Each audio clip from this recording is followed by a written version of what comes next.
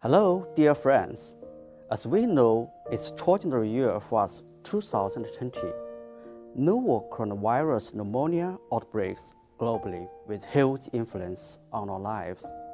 A great number of people suffered from COVID-19 pandemic.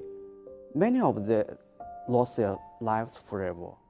Loss of school in some countries are still disclosed. Students could do nothing but learning online. China has achieved great success in their novel coronavirus pneumonia treatment and prevention. Everybody complied with the rules by medical epidemiologists with CDC.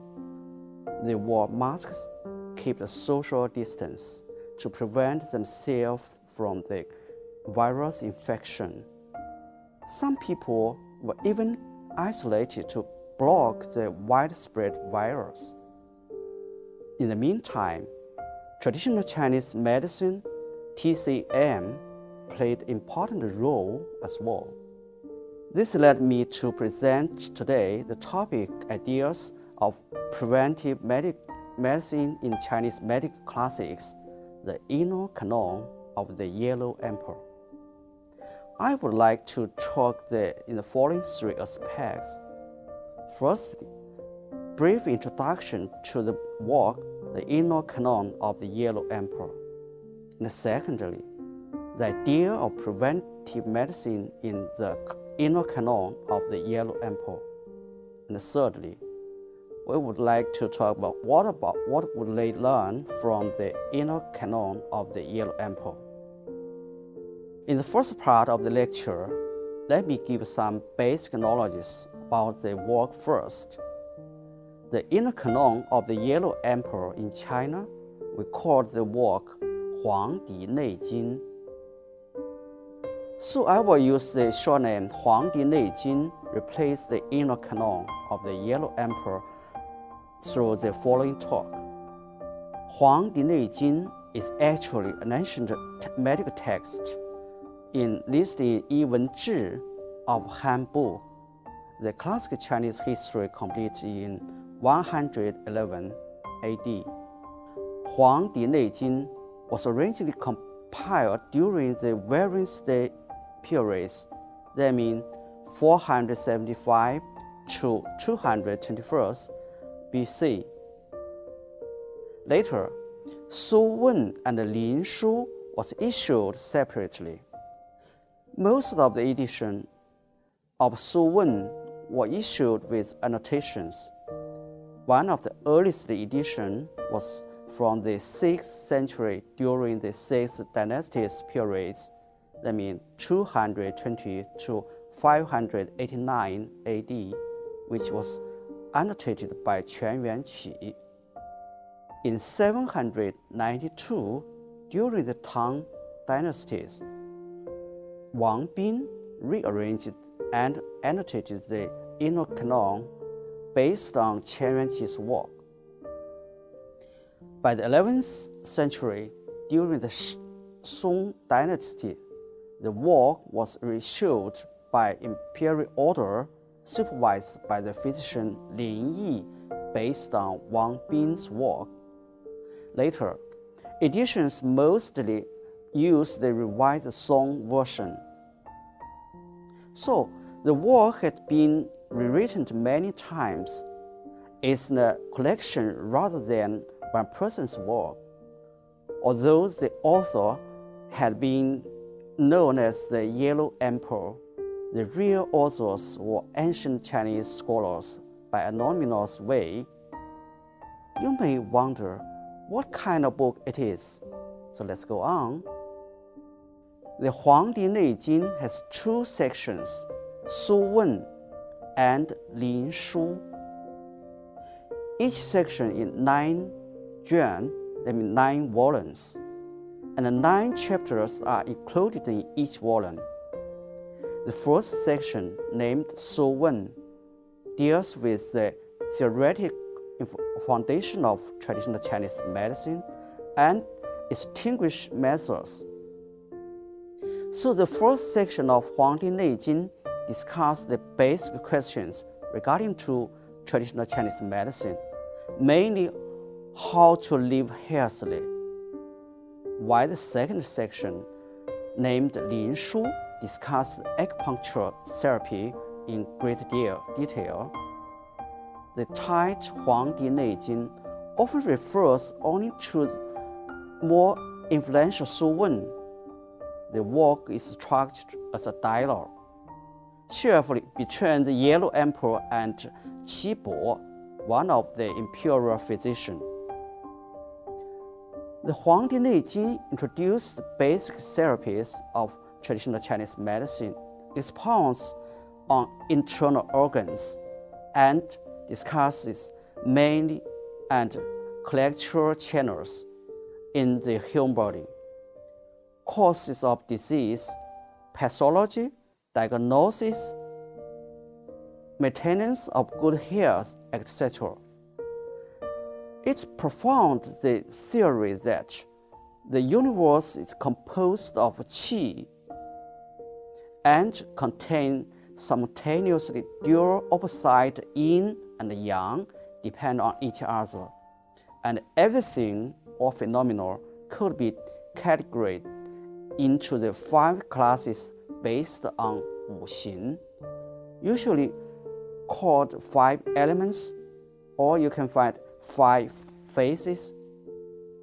Then, all the things or phenomenon could be synced into the network which connect human beings with natural factors, even social circumstances, to form Wu Xin system. These principles can be rationally understood, and man can stay in balance or return to balance with and health by understanding the laws of this natural force and social intervention. Here, I talk a little more about the yin-yang and Wu Xin theories, so as everybody can understand the following thinking. Yin-yang is a distinguished thinking way of Chinese, which caused great influence to Chinese neighbors such as Korean, Japanese, and Southeast Asians, etc. in the history. A lot of topics in Huangdi Neijing contain the yin-yang in type. For example, Su Wen overview of relations between yin-yang and natural phenomenon. Su Wen on division reunion of yin-yang. Lin Shu, yin-yang, and the sun and the moon. Lin Shu, yin-yang, and the 25th person. According to Su Wen, overview of relations between the yin-yang and the natural phenomena, yang accumulates to generate the heaven, and the yin accumulates to generate the earth. Yin is static, while yang is dynamic. Yang and yin promote growth of each other. Yang promotes qi, while yin promotes the body. Extreme coldness produces heat. Extreme heat produces coldness. Coldness produces turbulence, and heat produces looseness. Looseness sink, leading to the severe diarrhea. Turbulence rise, leading to flatulence. According to Su Wen, valuable theory in Golden Cabinet, yin and yang are embedded in each other. The period during the dawn to noon is yang of a day, that means from the 6 a.m. to 12 a.m. It's the yang aspect of yang. The period during the noon to dusk is yang of a day, that means from 12 to 18 is the yin aspect of yang. The period during the dark night to cockcrow is yin of a day, that means 18 to 1 a.m. next day. So it's the yin aspect of yin. The period during the cockcrow to dawn is yin of a day, from 1 a.m. to 6 a.m. is yang aspect of yin. This is also true of people. As for yin and yang in people, yang is the external body parts and yin is the internal body parts. As for yin and yang in the human body, the back is yang and the abdomen is yin. As for yin and yang in zang and fu organs, that means internal organs, zang organs are yin and fu organs are yang. Zang organs include liver, heart, pea, lung, and kidney are yin. Fu organs including gallbladder, stomach, large intestine, small intestine, bladder, and sanjiao are yang. In all, ancient Chinese not only feel the yin-yang of natural world, but also recognize themselves in yin-yang, hence know how to keep the balance for health as well. So next, I briefly talk about Wuxin concepts and the theory. The concept of Wuxin is originally from the Wu Fang, that means 5 orientation concepts in Shang dynasties. The oracle bone script recorded Yin people called the Shang dynasty a central Shang, which was paralleled with east soil, south soil, west soil, and north soil. They summed up the entire spatial orientation by Wu Fang, that means 5 orientations. After the theory of Wu Fang, the Wu Cai, that means 5 substance theory appeared. Zhi Han, in spring and autumn period, said, there are 5 substances, Wu Cai, in the world which are all used by the people, and none of them is dispensable. What does the Wu Cai here refers to? Wu Cai refers to the 5 substances named Mu. You can say, translate in English wood, and Huo, that means fire, and Tu can mean soil, and Jin can mean metal, and Shui, that means water. Let me take the 5 as an example. There is a Chinese legend said, 谁人士 discovered the method of making the fire by drilling woods, which completely changed the dietary mode of human. Since then, humans have lived in the lifestyle entirely different from the wildlife. The utilization of food nutrition became more rational, and the human could keep warm by fire, then live and multiply healthily and continuously. The theory of Wuxin, including both mutual generation and mutual restriction among the 5 categories. The generation sequence is from wood to fire and to soil and to matter and to water, and then back to the wood in a circle, going on forever. And according to the table above, in every part of human body, each emotion and natural factors, even the nose into the system, we could get mutual generation for everything or mutual generation. Similarly, the mutual restriction could be set up as well. Considering the double system together, there is a simple diagram of Wuxin system, which could be applied to recognize interaction among the 5 systems of human body and nature, implying health living ideals. In summary, the important portion for us is Su Wen, which tells us how to keep health in daily life, such as conforming to the way of nature, proper diet, appropriate exercise, etc. So I'd like to move to the second part of this talk, the major contents of the lecture, the ideas of preventive medicine in Huangdi Neijing. Disease preventive ideas in Huangdi Neijing are generally summarized as the following 3 points. The first point is preventive treatment of disease.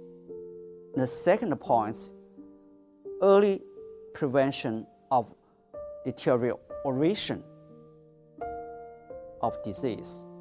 And the second point is prevention of relapse. Let me introduce them one by one. Firstly, preventive treatment of disease. According to the chapter 2, the great theory of spiritual cultivation during 4 seasons of Sowen, it was summarized as the sage prefers preventive treatment to disease treatment. He likes defensive strategies rather than suppression of unrest. It is too late that man will be treated with medicine only after he is ill, or contingency plan are drawing up while disturbance is going worse. So is it the same as digging a wall only after one feels thirsty? Making weapons after the war happens. The key idea of prevention is the best choice for man's health. In TCM's views, people should prevent themselves from attacks by varieties of pathogenic factors, which we categorize roughly as the 4 kinds: exopathic, endopathic, second, and other pathogens. Exopathic and endopathic pathogens are the major pathogen factors, which will be discussed in detail. Others are less common. So less common include 2. The second pathogens may include phlegm, blood stasis, lysitis. So other pathogens may contain traumatic injuries, cuts, insect or animal bites, overtreatment, etc. So let's discuss the exopathic pathogen first.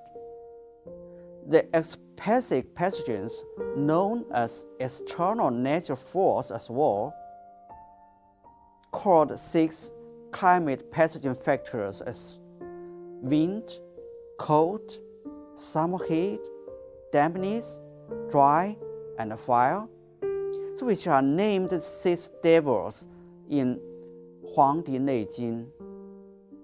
So these 6 exogenous pathogenic factors may bring us common ailments with a variety of symptoms such as headache, fever, cough, asthma, cold, and dryness, etc. However, it was said in Huangdi Neijing that all lives originated from the interaction between yin and yang. Harmonious interchange between yin and yang is the foundation of every life. You will be protected from the disease if you adjust to yin and yang change seasonally. Conversely, health problems will follow you closely. So, the 6 devils are just over there every year. What people need to do is to keep themselves away from the 6 devils if they like to be healthy. For example, people should add clothing in cold weather, reduce clothing in hotter climates. They change their clothes with the fluctuation of the temperature which was described as yin-yang's fluctuation in Huangdi Neijing.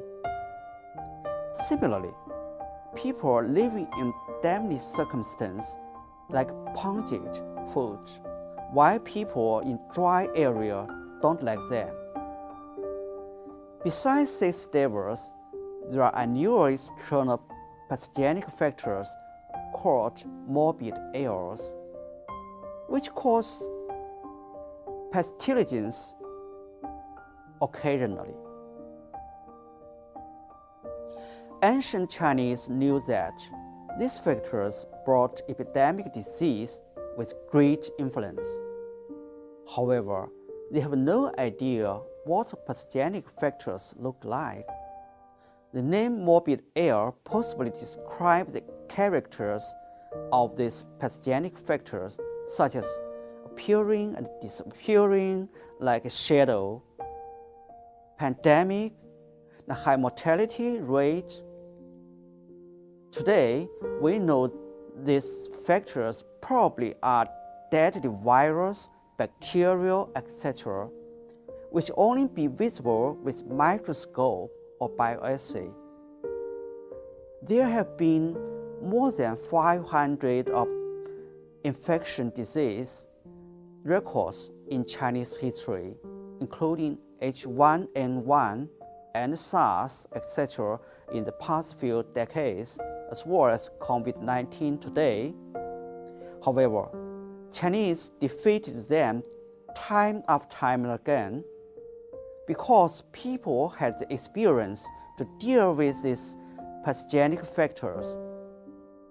In summary, exopathic pathogens are those pathogenic factors exist in nature, which attack the man from outside through the nose, the mouth, or skin bitten by the insects. As the endopathic pathogens, they could be classified into three sorts: improper diet, excessive fatigue or idleness, and 7 emotions. Improper diet refers to eating too much, as well as eating too less or not on time.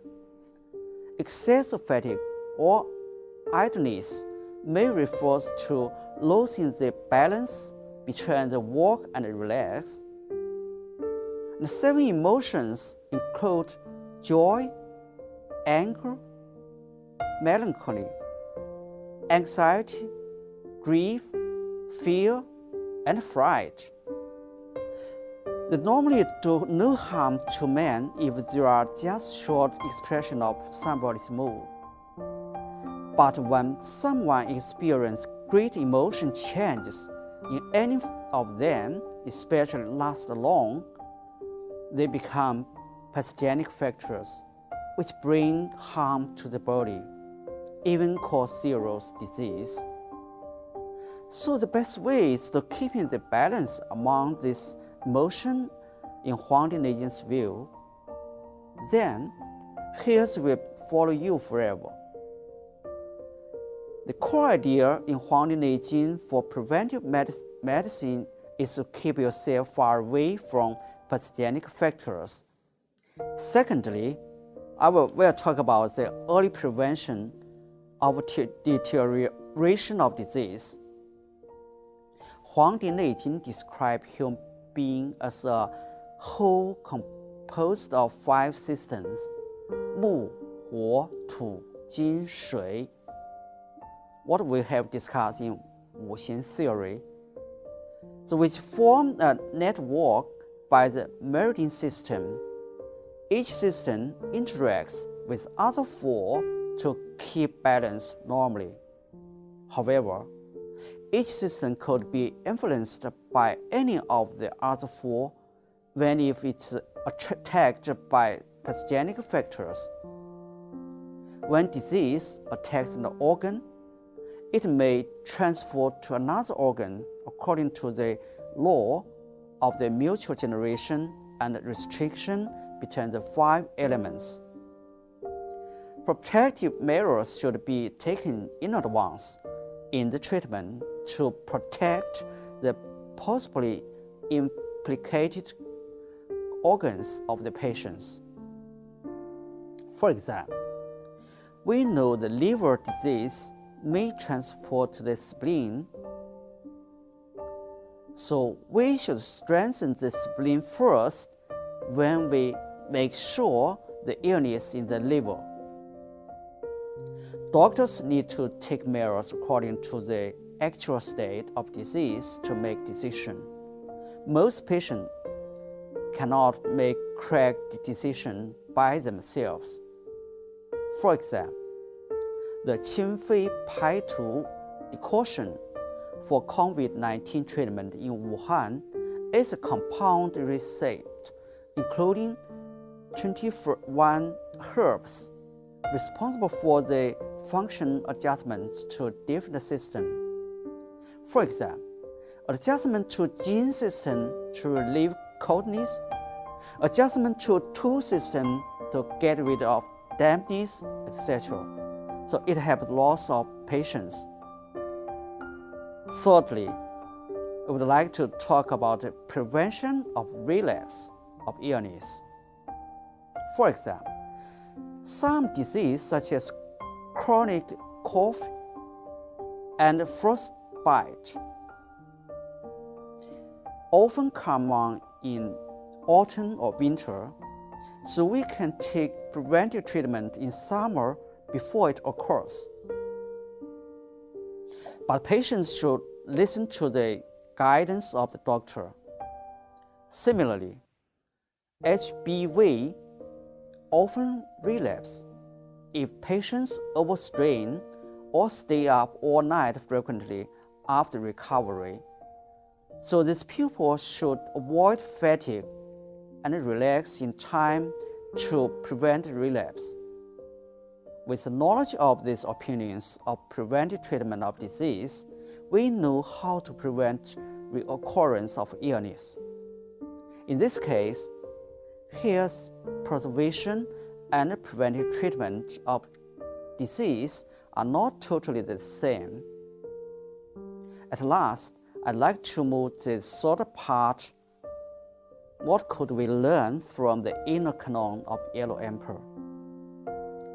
To maintain our health, the most important thing for us is prevention.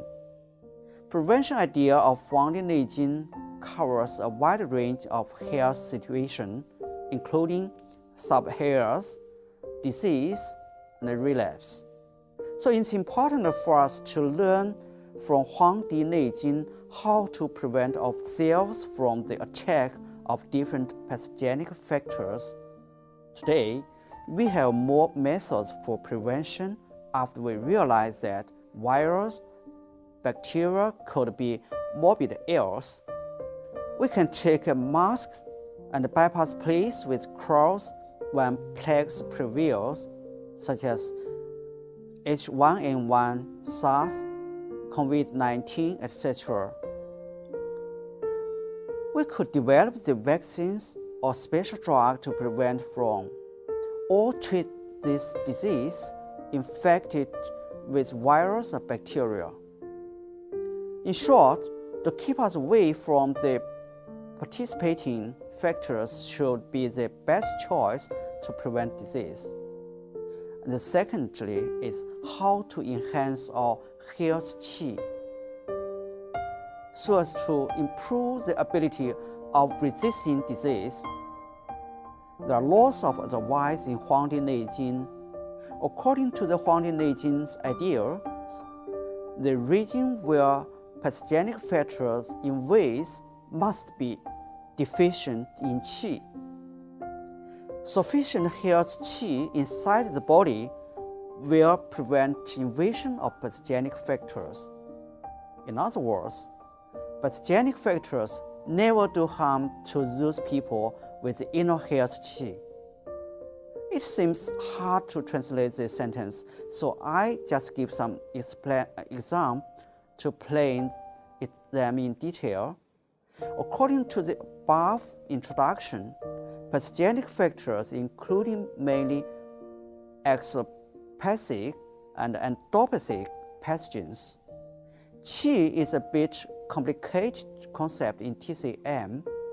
Bad qi refers to above pathogen factors, while the good qi refers to particularly to the materials in human body with ability to defeat pathogenic factors called health qi as well. In modern medicine, these materials might be interpreted as humoral and cellular immune, such as white blood cells, lymphocytes, etc. Some barriers of the nose gastrointestinal tract might be included as well. So true connotation of this sentence could be that good physical and mental state could help people overcome the attack of pathogenic factors, both exopathic or endopathic pathogens. It probably be explained that why A got flu while B didn't, although they lived together. Other fact is that some people infected virus like COVID-19 could get recovered or even don't have any symptoms, although lots of people died with the virus globally. To enhance our defense ability is a good option as well, so we need to do these things all by ourselves. Huangdi Neijing tells us how to enhance our health qi in daily life. I'd like to discuss them in Liver class in detail. Hope to see you then.